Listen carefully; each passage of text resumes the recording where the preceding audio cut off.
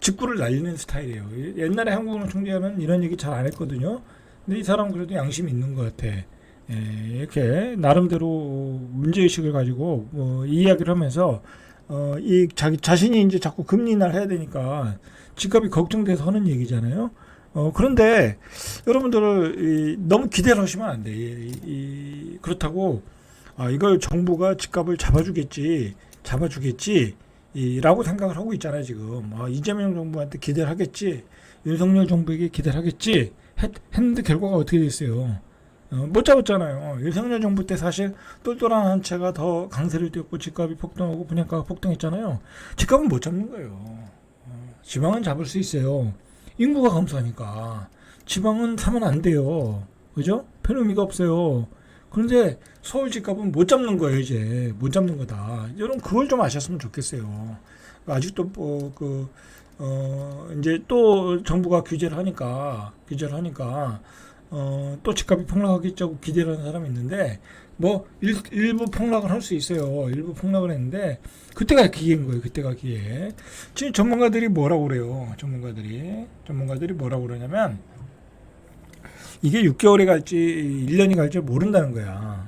그죠? 1년이 갈지 6개월. 이 대출을 억제하고 수요를 억제하는 정책이 6개월에서 1년밖에 안 간다는 거야. 길어봤자. 자, 그러니까 진성준 정책의장이 뭐라고 그랬냐면 우리는 다양한 대책을 많이 가지고 있다라는 거잖아요. 그리고 이재명 대통령도 맛배기에 불과하다. 그죠? 맛배기에 불과하다. 너 계속 집값 올려봐라. 맛배기에 불과하다. 아니 정부가 마음만 잡고 오면 집값 못 올라요. 대출 더 줘요. 여기서 더 줘버려요. 아예 15억 이상 주택은 대출 안 돼. 그러면 집값이 올라가겠습니까? 못 올라요. 그렇게 되면. 그리고 고가 주택에 대해서 예전처럼 공시지가 올리고 보유세 때려. 그럼 못 올라요. 그런 극단적인 조치가 나올 수도 있는 건 사실이에요. 그러나 그것도 계속해서 갈 수가 없어요. 왜냐하면 부작용이 분명히 있으니까. 그렇게 되면 경제가 돌아가겠어요? 그죠? 여러 가지 부작용이 있기 때문에 보유세 세금을 때려가지고 얼마나 부작용이 있었어요. 그죠? 못 올라요. 자, 어쨌든 그런 문제가 있다. 자, 이창영 한국은행 총재는 요번에 이제 금통위 회의 직후에 열린 기자회견에서 이게 핵심이에요. 우리나라의 수도권 및 강남의 집값 급등 문제는 저출산과 수도권 집중도까지 관련된 사용제다. 자, 이거 알면 뭐냐고. 근데 저출산과 수도권 집중도가 해결이 되겠습니까? 이재명 대통령이 지방을 순회하면서 지방을 살릴 정책을 간담회를 하는데 나온 게 있어요? 없잖아요. 그죠? 없어요. 특별한 게 없어요. 오늘 보니까 군산에다가 아리백 신재생 에너지를 만들어서 이렇게 공급을 해서 산업공단을 만든다는데 난 그거 자세히 읽어봤는데 뭔 얘기인지 모르겠어. 신재생 에너지를 가지고 공단을 만드는 거라는 것 같아, 내용에. 그러니까 이제 산업공단이 있으면은 거기에 전력을 공급해야 되는데 신재생 에너지를 가지고 공급하겠다는 그런 얘기잖아요. 어쨌든 공단을 만든다는 거잖아요, 산업공단. 그런데 대한민국의 공단이 얼마나 많아요. 그 지방에 공단이 있는데 그 공단이 비어있는 데가 얼마나 많냐고. 군산에다가 뭘 만들면 군산에 땅이 없어서 공단이 안 들어갔습니까? 그죠? 그러니까 그것도 별 의미가 없는 거야. 거기에 1조를 쏟아붓겠다라는데 제가 보기엔 별 의미가 없어요. 아니 공단만 만들어 놓으면 답니까? 내려와야지. 그리고 산업이 내려와야지. 그죠? 그게 이제 어려운 거죠. 그러니까 지방은 대책이 없어요. 제가 보기엔. 오죽하면 세종에 있는 해수부를 빼서 밑돌 빼서 부산에다가 갖다 놓겠어요. 응? 오죽하면 부산도 대책이 없는 거야. 아니 부산이 무슨 해양 도시를 만들겠다는데 그것도요. 그냥 추상적인 거예요. 뭐가 구체적인 게 하나도 없어요. 그냥 해수부만 내려가는 거야. 해수부만. 이제 해수부 일보러 부산까지 가야 되는데 그게 효율적이라고 볼 수는 없잖아요. 그죠? 아니 서울에 있는 게 내려가야지. 그나마 지방 분권 만들겠다고 세종에 있는 것을 세종을 만들었는데 세종에 있는 걸 빼서 부산에 만드는 게 무슨 지역균형 발전이냐고. 그러니까 지역균형 발전을 위한 이 대책은요 하나도 없어요. 결국은 그 결과가 뭐냐? 저출산과 수도권 집중도가 올라가고 있고 서울의 집값은 구조적으로 올라갈 수밖에 없는 거예요. 그죠? 자, 우리가 이런 사실을 알아야 돼요. 이런 사실을 알고, 이미 부자들은, 강남의 집들을 막 집중적으로 매수하고 있는 거 아니에요? 아마 그들은요, 끊임없이 매수할 거예요, 여러분들. 여러분들, 나중에 뭐, 압구정동 현대아파트가, 국평이 100억 간다고 그러잖아요. 저도 100억 간다고 봐요. 갈 수 있어요. 왜? 돈을 버는 사람들은 더 돈을 벌거든요. 이런 자산 시장의 격동기에 코인 투자도 하고 주식 투자도 하고 돈을 버는 사람들은 그런 사람들이 상위 0.5%가 버는 거예요. 상위 0.5%가 버는 거예요. 그럼 그 사람들이 어디에 사겠어요? 좋은 부동산을 사겠죠. 그러면 그게 100억 가고 150억 가고 200억 가고 그러는 거예요. 굉장한 양극화가 일어나는 거죠. 그죠? 그렇기 때문에 어쩔 수 없어요. 이제 서울의 고급지의 집값은 떨어지기가 어려워. 물론 이제 거기다가 어마어마한 보유세를 때릴 수 있는데, 그럴 가능성이 있는데, 그렇다. 자, 지금은, 그런 흐름으로, 그죠? 흐름으로 자산시장이 가고 있다. 여러분, 요즘 현금을 들고 있으면 어떻게 되겠어요? 현금 은행에다 맡겨놓으면 뭐 3%도 안 되잖아요. 그죠? 3%도 안 돼요. 그죠? 근데 남들은 주식시장에 넣어서 한 2배 벌었어. 코인 시장에 넣어서 한 20-30% 먹었어. 그러고 있어요. 이미 그 상위 0.5% 1%들은 자산시장에서 돈을 굴려서 어마어마한 부를 만들고 있어요. 여러분들.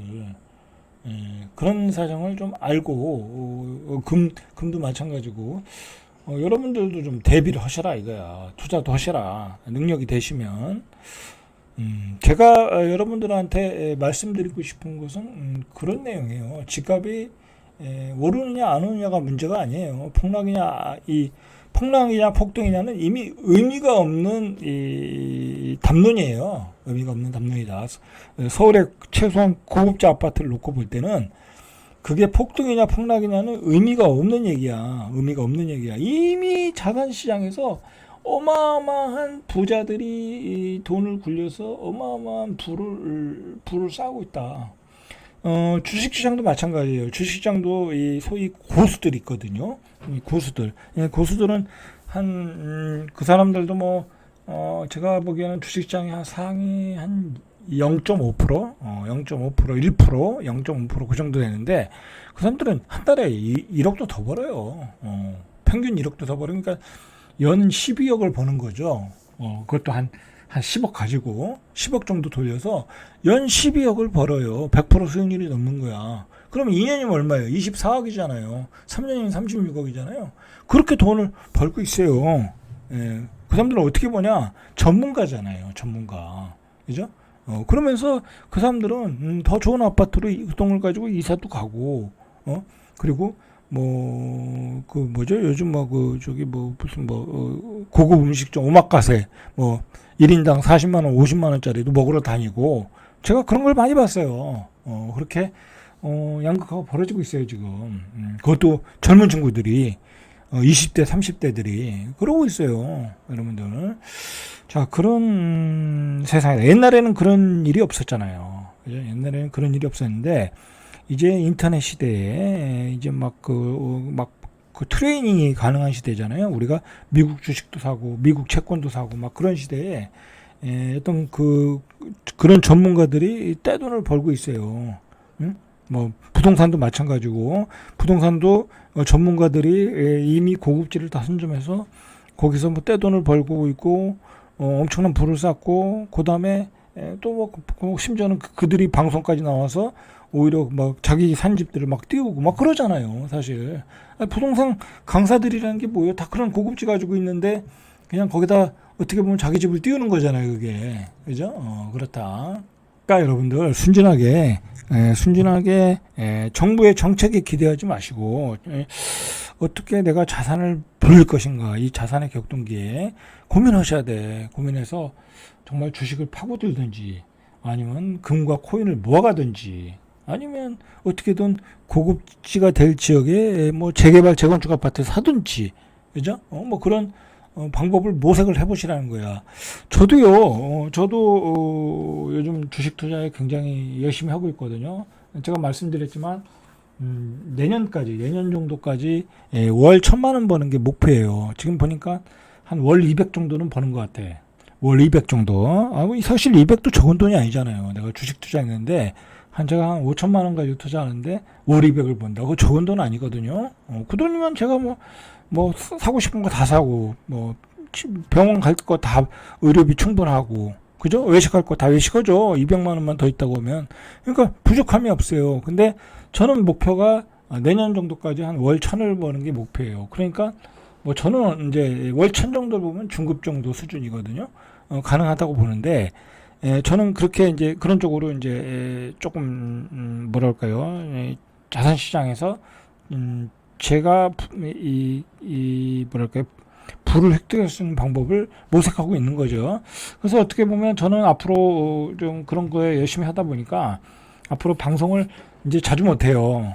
자주 못해요. 뭐 제가 뭐 유튜브에서 돈 버는 것도 아니고, 그리고 유튜브 한다고 뭐 많이 버는 것도 아니고, 맨날 댓글에 이상한 댓글만 올라오고, 제가 뭐 욕먹으면서 할 필요 없잖아요. 그죠? 그렇게 해서 이제 뭐 예전엔 일주일에 5번, 6번 찍었는데 이제 많이 찍어야 3번. 그죠? 그리고 좀 중요한 얘기다고 하면 그 중요한 얘기다 하면 다시 편집해서 1번, 2번 정도 더 올리고 뭐 그런 쪽으로 좀 줄여가고 제 투자에 줄여갈 생각이에요. 제 투자에. 뭐 제가 그렇다고 뭐 유튜브 뭐 해서 뭐 회원제 하면 그것도 의미가 없어요. 뭐 그거 뭐 돈이 되겠습니까? 저는 오히려 제 투자에 지금 주식 투자는 저는 조금만 노력하면 이제 딱 그 안정적으로 수입을 잡을 수 있거든요. 그래서 주식 투자에 좀 더 열심히 하고 뭐 기회가 되면 주식 얘기도 좀 많이 해드리고 뭐 그렇게 하는 방향으로 좀 가려고 그래요. 자 보세요. 비트코인도 지금 11만 2천 달러 돌파. 코인도 완전히 신고가. 나스닥 시장도 신고가. 여러분들 이걸 생각하셔야 돼. 왜 나스닥 시장은 계속 신고일까? 그거는 간단해요.